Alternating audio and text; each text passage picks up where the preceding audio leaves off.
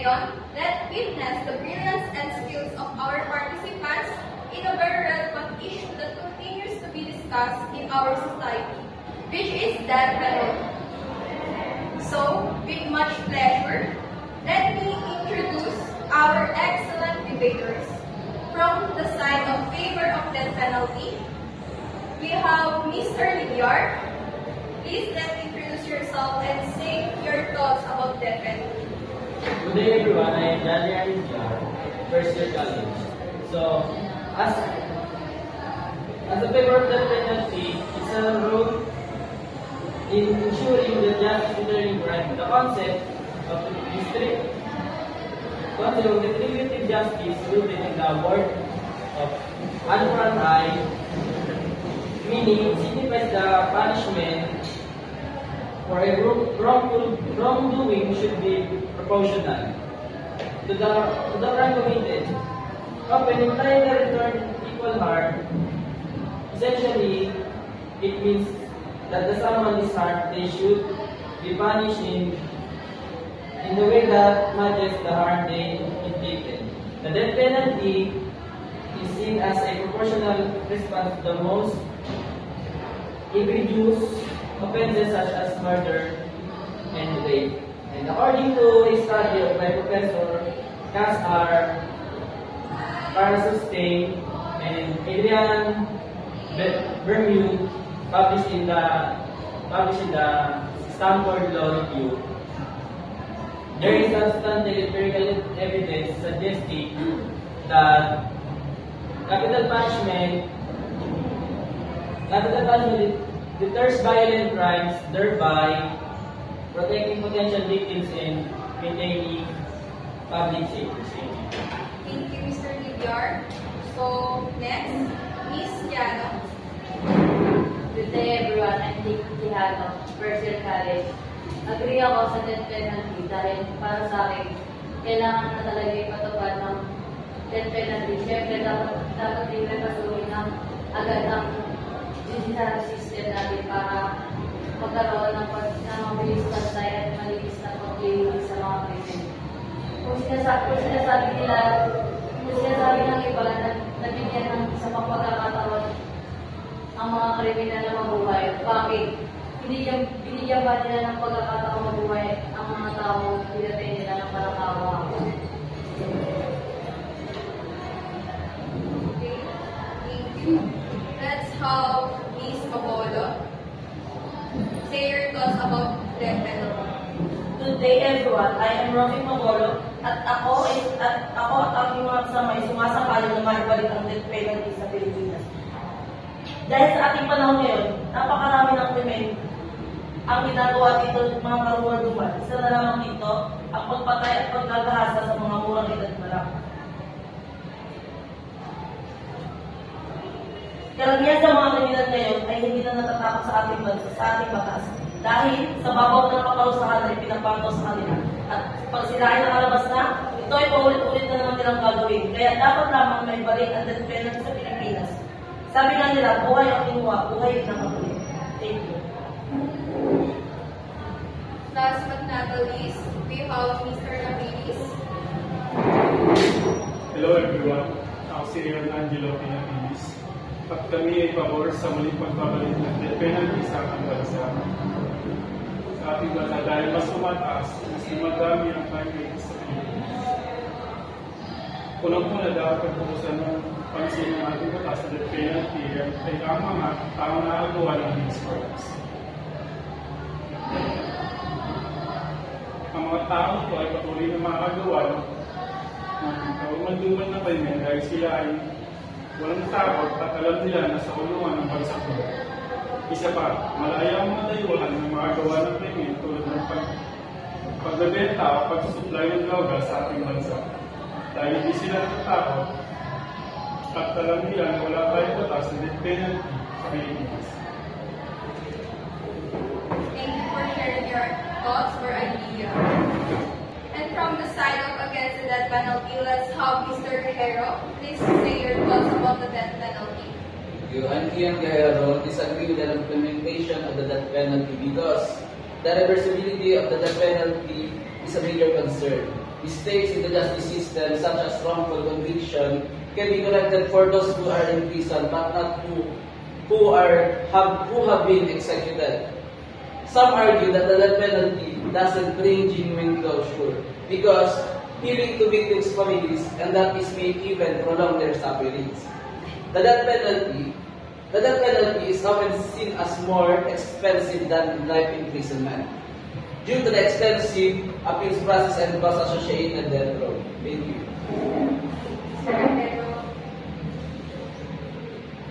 Let's Miss Dominic Saison. Good day, everyone. I'm Saison Dominic. Disagree ako kasi the death penalty is seen as the ultimate violation of the fundamental human rights, the right to life. Execution, regardless of the method, is considered a cruel, inhuman, and degrading punishment. That's why I disagree sa death penalty. Because I believe na gaano man kabigat ang kaso na nagagawa ng isang tao ay wala pa rin karapatan ng iba mahuli ng buhay nila. Nakunin ang buhay nila. Because God gives our life. Therefore, siya lang din ang may karapatan ng mga. Thank you.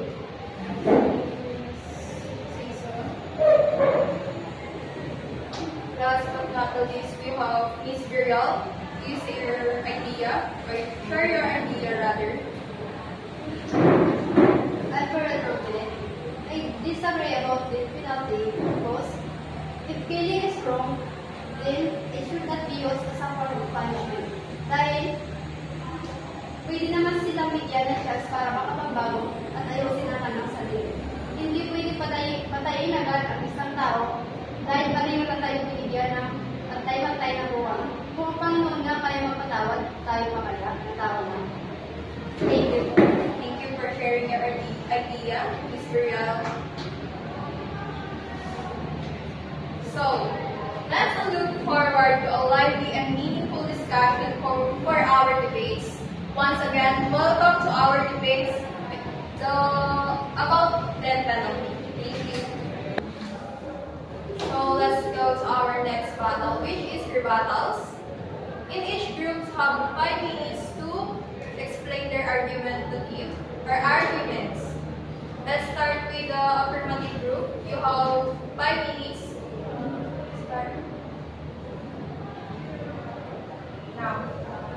Ako at ang aking mga kasama ay hindi na magbabago ang desisyon na sumang-ayon sa pagpapatupad ng death penalty. Bakit? Dahil sa dami ng karumal-dumal na krimen na nangyayari sa ating bansa.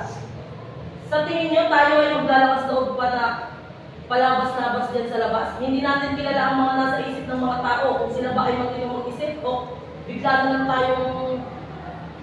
tayong lapitan upang saktan. Kahit wala tayong kasalanan, maaaring na nila tayong saktan. Kaya dapat tamang kung may patupad ang death penalty. Gaya na lamang ng isang kaso na sariling magulang ginahasa ang kanyang sariling anak.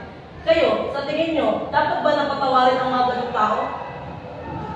Kaya kung hindi sila pakurusahan ng kamatayan, makapagpiansa pa sila at makakalaya at gagawa rin ng krimen. Dahil dito, maaari pa silang makagawa ng iba't ibang krimen. Tapos, paano ang magiging sistema na ng Pilipinas? Mas lalong kaalat ang mga krimen. Eh kung ang death penalty ay papatupad, lahat ng mga natatakot na lumabas ay magiging safety na. Tulad ng mga babae, kapag gabi, hindi na sila gaano matatakot lumabas kung may death penalty dahil marami na natatakot na gumawa ng krimen tulad ng pagpatayo ng rape. Dapat na natin ipagpatupad ang death penalty sapagkat ang mga tao na nakagawa ng krimen wala ng takot sa batas. Dahil alam nila na nilang kakahantungan kapag sila ay nagkasala sa batas. Sila ay paulit-ulit na pwede makagawa ng krimen. At marami pa itong mapipinsala ang mga inosenteng tao.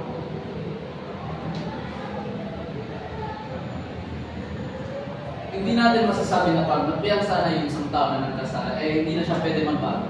Hindi natin masasabi na pag ito, yung nakapatay na isang tao is, pag nakalaya is gagawa ulit ng krimen. Yung mga taong ganun, hindi natin masyadong kilala.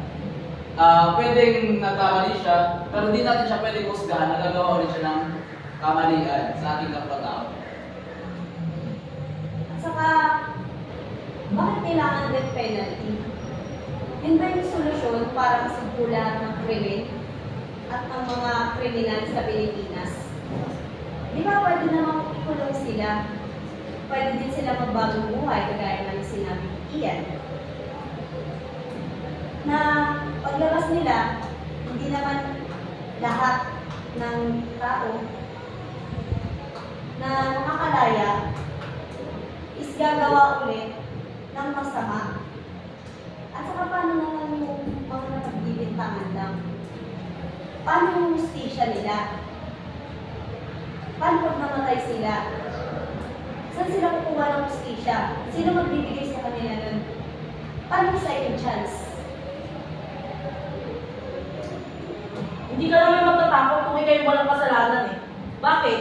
Ang mga mahihirap naman, meron naman tayo sarili-sariling abogado na magtatanggol sa atin. Hindi naman basta-basta ang hukuman na magdidesisyon kung wala kang kasalanan nagawa. At saka, ang death penalty, isa na rin yan sa paraan upang ang mga kriminal ay matakot na gumawa pa ng krimen. Katulad dati, sa pamamahala ng Administrasyong Marcos, na ipatupad dati ang death penalty, nabawasan ang mga krimen na nangyayari sa bansa. Pero nung naging si Cory Aquino na ang naging presidente sa ating bansa, hindi nyo ba napansin na tumaas na naman ang kaso? Tapos, nung pinatupad na naman, nung pinalitan si Presidente Fidel V. Ramos, bumaba na naman ang krimen. Hindi nyo napapansin na sa tuwing tinatanggal ang death penalty, tumataas ang krimen sa ating bansa? So sinasabi niyong death penalty, pag hinatulan yung mahal niya sa buhay, sasabihin natin na sabihin natin na ma-accept na natin na patayin yung kriminal. Pero magkakaroon tayo ng bias dito. Sasabihin natin, yung bias, nagiging kakampi natin dito yung biktima lang. Hindi natin maiisip yung pamilya na nakasuwa na ang kamatayan. Hindi natin maiisip kung ano mararamdaman nila. Bakit? Ang mga nakapatay, naisip ba nila ang ginawa nilang krimen? Kung ano ang pakiramdam ng mga naiwan ng pinatay nila, mahal nila sa buhay? Kaya meron tayong tinatawag na life imprisonment. Life imprisonment is sapat na para maparusahan ng isang tao. Dahil meron tayong tinatawag na human rights. At ang human rights ay pinapangalagaan ng ICCPR, which is the International Covenant of Civil and Political Rights. Na kaya meron tayong freedom na mabuhay na malaya. Kahit naman na pinarusahan tayo ng life imprisonment, mabubuhay pa rin tayo na malaya na walang makakasakit sa atin na kahit sino man. Life imprisonment, paano sa mag-anak nangyayari o ginawa ang heinous crimes? Papayag ka ba na ang taong ito ay patuloy na mamuhay sa loob ng kulungan at pakainin gamit ang binabayad natin sa tax? Like what I said earlier, na dapat wala tayong biases na sa kamag-anak or kahit sino man sa connected sa buhay natin. Kailangan meron tayong pantay-pantay na pag-iisip at desisyon sa buhay. Lahat ng tao naniniwala sa human rights, tama ba ako? Ang human rights ay karapatan, tama ba ako? Meron tayong tinatawag dito na karapatan mabuhay. Karapatan mabuhay, karapatan magdesisyon, karapatan makapagsalita ng karapatan makapaghingi ng katarungan. Kaya nga tayo kinukulong para pagsisihan. Pag nagsisi tayo, may isip natin na magbago, may isip natin na meron tayong pagkakamali na nagawa. Human rights, sabi mo kanina, ang human rights ay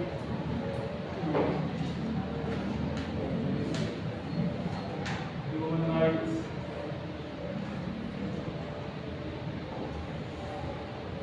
ay sa magbago sa pagpatay. So, hindi ba nito naisip?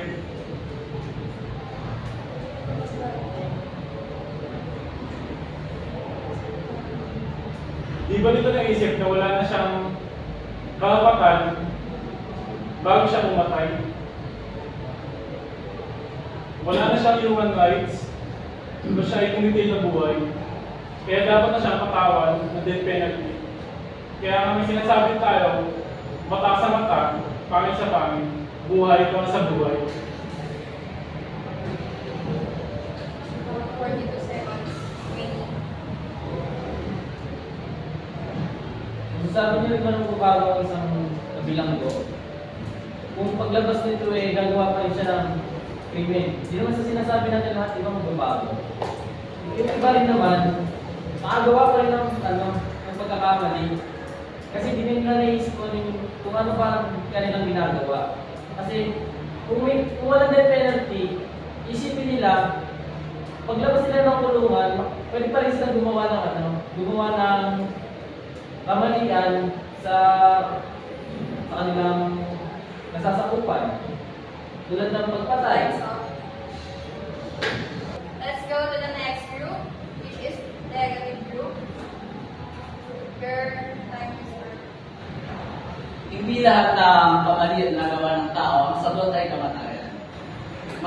Dahil ang kamatayan ay isa itong sobrang napakamaling gawain ng isang tao. At yung gawain na yun, that kind of attitude should not be accepted and it should not be tolerated by other people. Kasi pag pinagpatuloy natin ang ganitong gawain, hindi natin masasabi na hindi pa rin mahihito yung mga krimen ang sinasabi ng rape, mga drugs, killings. Meron tayong ibang kasagutan na tinatawag dito. Kaya meron tayong iba't ibang klase ng parusa sa mga tao na nagmumula sa paglilitis. Mas tawag dito. Yung kamatayan na hindi lang naman yan yung kasagutan. Alam naman natin na hindi lang naman yan yung kasagutan. Paano natin pag ginawa natin, maapakan natin yung karapatan ng isang tao na mabuhay. Tama ba ako? Gaya nga ng sinabi niya, the death penalty is not the answer to suppress crime. Proper implementation and strengthening of law enforcement are needed. Kailangan natin ng mga kapulisan na gawin nila na maayos ang trabaho nila. Kasi wala namang crime kung andyan sila palagi at kung ginagawa nila na maayos ang trabaho nila.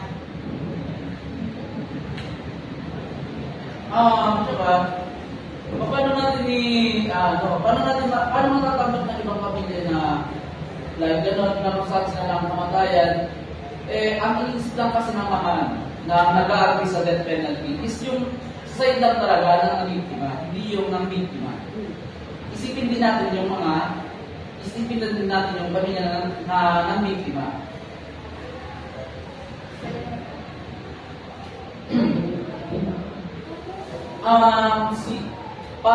Pag ba ito nagawa ng isang tao, kunyari, sabihin natin sa katotohanan, gumawa siya ng karumal-dumal, pinatay niya yung anak, sariling anak niya. Kailangan ba mamamatay din yung ama? Ginusto ba yun ng ama niya? Masasabi natin na meron siyang sakit sa pag-iisip. Masasabi natin na nilaman na siya ng kanyang utak. Masasabi nila natin na maaaring gumagamit siya ng masamang gamot. Kaya nagawa niya yan. Yung mga gano'n na kasalanan, pwede death penalty yung ipataw doon. Tsaka ito pa, meron pang isang batas dito. Nilagay lang yung batas na yun dahil sa paniniwala na yung populasyon ng Pilipinas ay dumadami na. Ito ba ay nararapat na gawin para sa ating lahat ng tao sa Pilipinas?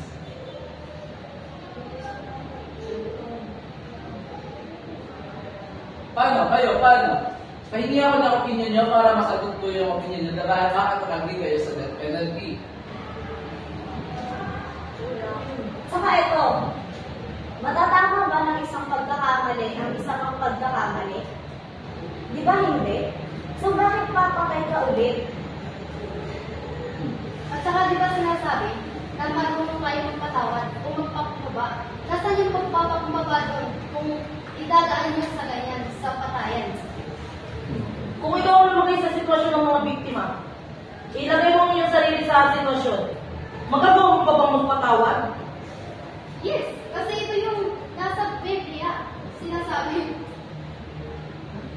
At saka huwag mong gagamitin ang salitang sa death penalty, huwag mong gagamitin ang salitang pagpatay. Hindi yun ang tamang para sabihin na bakit death penalty, papatay mo isang tao. Ginagamit ang death penalty para i-neutralize ang kaso ng isang tao, hindi para patayin ng isang tao. Sino ba ang gumawa ng batas? Tao rin. Sino ang papatay? Tao rin. You have 31 seconds. Tsaka, meron tayong batas. Ang gumagawa ng batas ay yung mga nasa higher government. Huwag natin ilagay sa kamay ng tao. Dahil yung tao dahil nagkaroon tayo ng batas na death penalty, dahil lang din sa mga tao. Pinagbigyan lang ito ng government dahil sa nagkaroon tayo ng people's power. Inilagay din sinabi dito na dapat ipatupad na din yan dahil sa mga sumusobra na yung mga tao. Nagkaroon ng gano'n dahil din sa mga tao gano'n na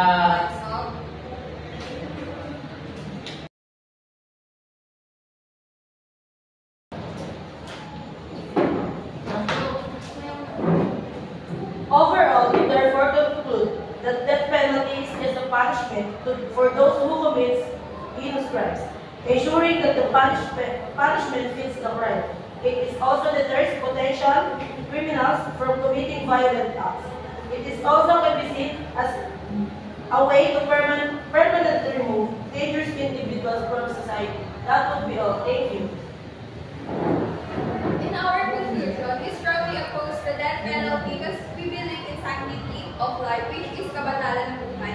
And we know our justice system is not kind of perfect, right? So, pwede natin mahatulan ang isang inosenteng tao, which is tragic, right? Kasi, di na natin matatama or mababalik yung buhay ng isang tao na kinikilalan natin. And also, it's not proven to stop crime. May mga studies na nagsasabi or nagpapakita na hindi ay may studies na with or without death penalty is hindi nagbabago yung crime rates, which is nadadagdagan lang kung may death penalty. In addition to that, it can be unfair and discriminatory of often affecting those who are poor. Imbis na kumital ng buhay, or you should not focus on rehabilitation or improving our justice system. Or kaya, addressing the reason why crimes happen in the first place. Para magkaroon tayo ng tunay hustisya para sa lahat. That's all. And thank you.